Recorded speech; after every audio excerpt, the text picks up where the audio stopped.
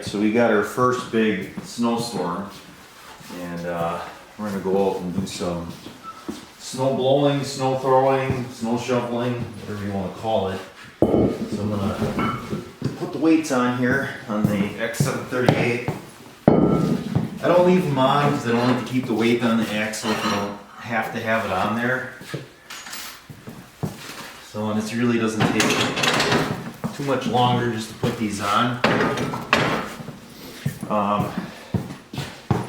If you do have a snowblower, you obviously want to make sure you have an adequate amount of weight.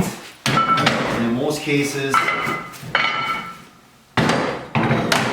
most John Deere lawnmowers, if they have a snowblower on, they're not equipped to hold enough weight. At least in my opinion, it's nowhere near enough weight. This machine though is a little different because it is four-wheel drive and it does have a hydraulic system. It has a lot more weight built into the machine, which makes a huge difference.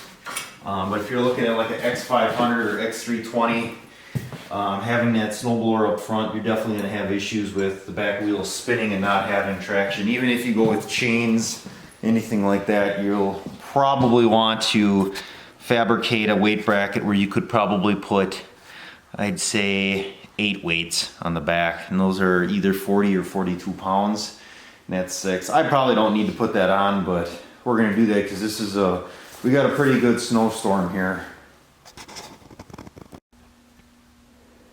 So they talked this storm up for a while, and that it was going to be pretty decent, and they named it, and you know, the snow totals were anywhere from, I don't know, 2 to 8 inches I think was the most. So we're gonna go out here and take care of what we got here, which I would say is a heavy trace amount of snow. Like, this is seriously kind of a joke that they blew this storm way out of proportion again like they normally do, but usually for a storm that's what they do. Well, actually most of the storms that's normally what they do. I would shovel this, but it's just going to take too long, so I don't know how much of this snow will actually blow. It feels like it's pretty light, fluffy stuff. I might just push it with the blower too otherwise.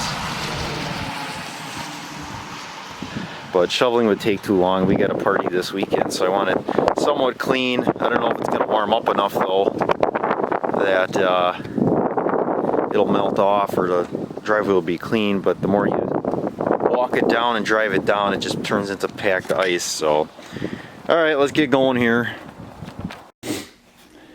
So if you've ever have a concrete floor poured and you ask the guy what you want down, highly polished floor with rubber sole, sorrel boots, and snow makes for a very, very slippery combination.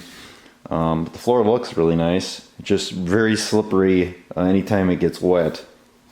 That's just a little side note. Alright, I suppose let's get this thing started here again. Alright, so we got it running here, and shed temperature is about 51 degrees, so I usually try to let it sit. Looks like it's actually going to do a pretty good job just scraping it clean, so maybe we'll have a nice clean driveway. I debated on how to shoot this. I don't know, I think my best bet is probably I'll just set the camera up and do a time lapse, because I'm trying to take you along on the machine. It's just going to be loud and noisy and a lot of wind noise.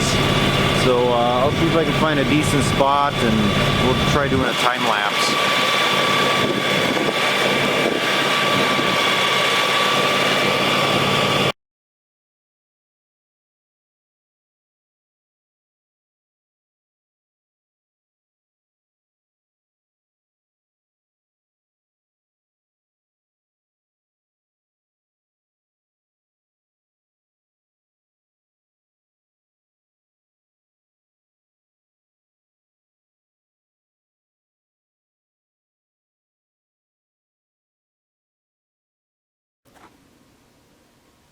All right, so that's it. Like I said, there wasn't much of a snow at all. I'm gonna let this thing defrost. I got it parked in here, weird angle, just so that all the water, once the snow melts, runs towards the drain and not towards other things here.